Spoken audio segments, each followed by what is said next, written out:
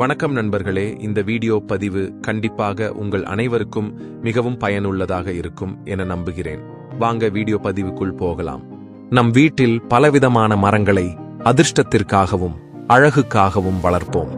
அந்த வகையில் நெல்லிக்காய் மரம் என்பது வீட்டிற்கு எந்தவிதமான அதிர்ஷ்டத்தையும் பலனையும் கொடுக்கும் என்பதை இந்த பதிவில் காண்போம். நெல்லிக்காய் மரம் மருத்துவ ரீதியாக பல்வேறு விதமான பலனை தருவதோடு மட்டுமில்லாமல் சாஸ்திர ரீதியாகவும் வீட்டிற்கு நல்ல அதிர்ஷ்டத்தை தருகிறது. சாஸ்திரத்தில் நெல்லிக்காய் மரத்தை லக்ஷ்மி கடாட்சம் என்று சொல்கிறார்கள். மகாவிஷ்ணுவின் அம்சமாக கருதப்படுகிறது. ஆகவே நெல்லிக்காய் மரம் வளர்த்தால் வீட்டில் பண வரவு அதிகரிக்கும். நெல்லிக்காய் மரம் வளர்ப்பதால் வீட்டில் தீய சக்தி அண்டாது, கண் திருஷ்டி ஏற்படாது என்று சொல்லப்படுகிறது. நெல்லிக்காய் மரத்தை செவ்வாய், வெள்ளிக்கிழமைகளில் வழிபட்டால் நல்ல முன்னேற்றம் ஏற்படும் என்று சொல்லப்படுகிறது.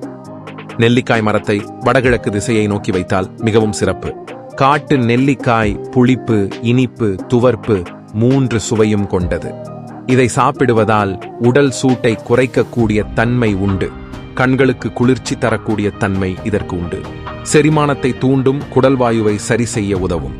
இதில் கால்சியம் அதிகமாக உள்ளதால் எலும்பு சம்பந்தமான பல்வேறு நோய்களை குணமாக்கும். நெல்லிக்காயில் 3 ஆப்பிள்களுக்கு சமமான சத்துக்கள் இருக்கின்றது. இதில் வைட்டமின் சி, கால்சியம் அதிகம் உள்ளது. நெல்லிக்காய் தலைமுடியை கருமையாக்கவும் சிறப்பாக வளர வைக்கவும் உதவும். தினமும் ஒரு நெல்லிக்காயை உண்பதால் சர்க்கரையின் அளவை கட்டுப்படுத்த முடியும் என்று சொல்லப்படுகிறது.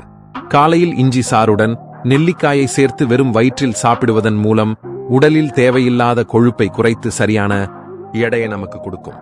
ஒரு நெல்லிக்காயில் 600 மில்லிகிராம் வைட்டமின் சி உள்ளது.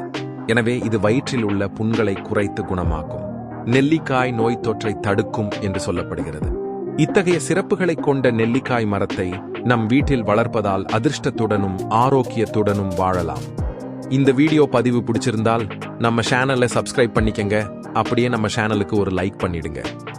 இந்த வீடியோ பதிவு பற்றிய உங்கள் கருத்துக்களை கமெண்ட் பாக்ஸ்ல தெரியப்படுத்துங்கள். நன்றி.